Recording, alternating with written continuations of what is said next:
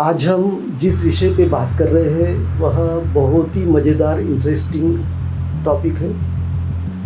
हम अक्सर फ़िल्मों में देखते हैं कि इलेक्ट्रोकन्वल्सिव थेरेपी जो शॉक ट्रीटमेंट जिसे कहा जाता है, उसमें क्या होता है कि फ़िल्मों में दिखाया जाता है कि मरीज़ को 10 से 15 लोगों ने पकड़ के रखा है, वह चिल्ला रहा है, चीख रहा है, वह दर्द में है और उसको शॉक दिए जाते हैं, उसको करंट दिया जाता है। एक सलमान खान की मूवी भी आई थी तेरे नाम, उसमें जो नायक सलमान खान है उसको मानसिक अस्पताल में भर्ती किया जाता है और उसको शॉक ट्रीटमेंट जो है उसका किया जाता है, जिसके बाद कि वह किसी काम का नहीं रहता।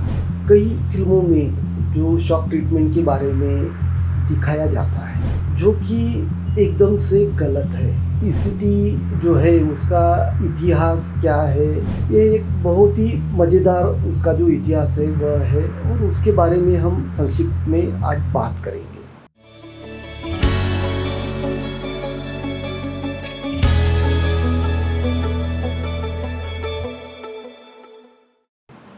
नमस्कार, मेरा नाम डॉक्टर नरेश कुमार इंगले है। मैं एक मनोचिकित्सक, सेक्स रोग तथा व्यसन मुक्ति तज्ञ हूँ। आज हम एक इलेक्ट्रोकन्वल्सिव थेरेपी जिसे शॉक ट्रीटमेंट भी कहा जाता है उसके बारे में आज हम बात करेंगे। उसका जो इतिहास है उसके बारे में हम संक्षिप्त में बात करेंगे। उस टाइम पे जो ईसीटी है उसकी जो खोज है, यह एक जैसे एक बीमारी को ठीक करने के लिए दूसरी बीमारी की जो थेरेपी है उसका उपयोग करना, जैसे कि न्यूरोसिफिलिस को ठीक करने के लिए मलेरिया की जो थेरेपी है उसका यूज़ किया गया था।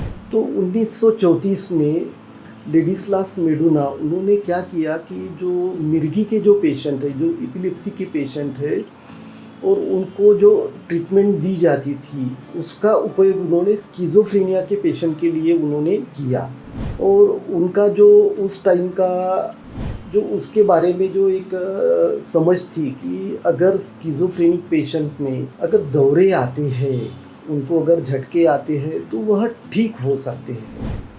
और उसके लिए ये उन्होंने क्या किया कि जो कैम्फर जो है, जो कपूर है, उसको उन्होंने उस पेशेंट में जो कैटाटोनिक पेशेंट था, कैटाटोनिक पेशेंट मतलब इस तरह का पेशेंट कि जो किसी से बात नहीं करता था, गुमसुम रहता था, एक ही पोजीशन में बहुत ही लंबे समय के लिए रहता था, कुछ खाता नहीं था, या एक उसका जो फंक्शनिंग है बहुत ही उसका डिस्टर्ब हो गया, इस तरह का पेशेंट जिसको कैटाटोनिक पेशेंट कहा जाता है।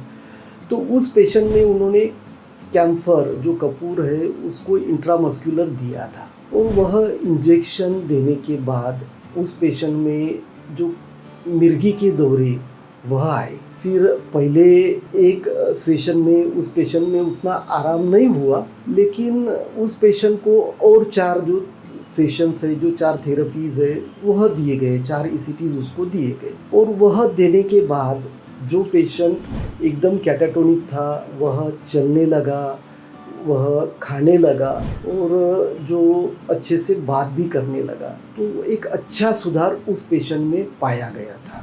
मेडुना की यह जो मिर्गी का दौरा लाने की जो टेक्निक थी यह प्रभावी तो थी, लेकिन क्या हो रहा था कि जो झटका है वह आने के लिए टाइम ले रहा था और जो मरीज है वह भी ज़्यादा भयभीत हो रहे थे। फिर 1938 में क्या हुआ कि उगो सर्लेटी और लूसियो बिनी इन्होंने फिर ऐसा सोचा कि इस टेक्निक को और कैसा अच्छा किया जा सकता है और उसके जो साइड इफ़ेक्ट है वह कैसे कम किए जा सकते हैं।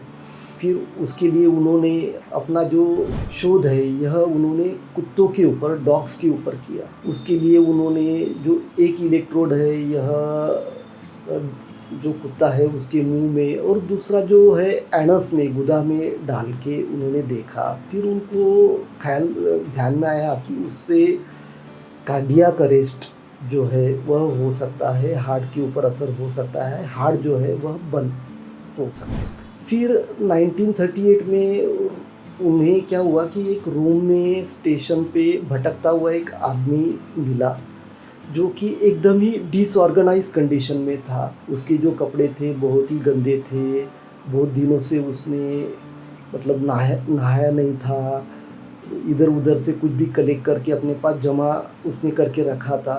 तो उस डिसऑर्गेनाइज आदमी में उन्होंने जो है पहला ईसीटी जो दिया वह क्रैनियली दिया, कपाल के ऊपर उन्होंने शॉक ट्रीटमेंट जो है उस पेशेंट का किया। और उस पेशेंट में उन्होंने टोटल 11 ईसीटीज़ उन्होंने दिए और 11 ईसीटीज़ देने के बाद वह पेशेंट जो है वह मरीज एकदम अच्छा हुआ और अच्छा होके वह वापस अपने पत्नी के पास चला गया और अपना जॉब भी वह अच्छे से करने लगा।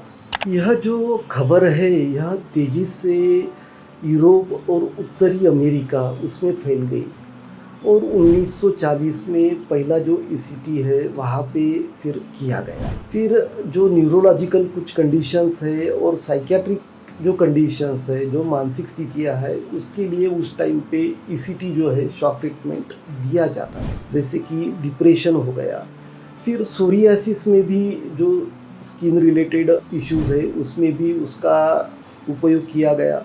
फिर गैस्ट्रोड्यूोडेनल जो अल्सर्स है उसमें भी ईसीटी का उपयोग जो है वह उस टाइम पे किया गया। फिर 1944 में लिबरसन जो है उन्होंने जो इलेक्ट्रिकल स्टिमुलस है, जो उत्तेजना दी जाती थी, उसका अवधि कम कर दिया और उससे क्या हुआ कि पेशेंट जो है वह बहुत ही जल्दी ईसीटी से बाहर आता था और अच्छे से बाहर आने लगा।